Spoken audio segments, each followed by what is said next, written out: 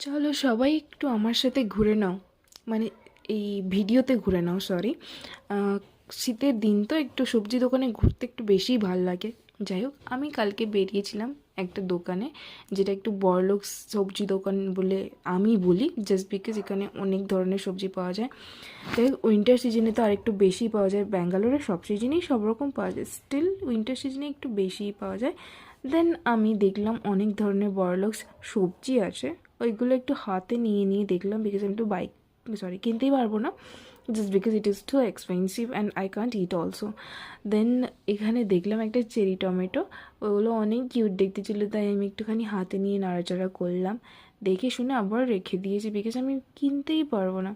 যাই হোক, দেন নাড়তে নাড়তে আমি দেখলাম এখানে একটু বরলক্স ফ্রুট আছে, যেটা হচ্ছে অ্যাভোকাডো। ও মা, আমি হাতে নিয়ে একটু দেখলাম, দেন আমি ভাবলাম এটা তো খারাপ, কিন্তু আমি কেন নিতে যাবো? Apart from the my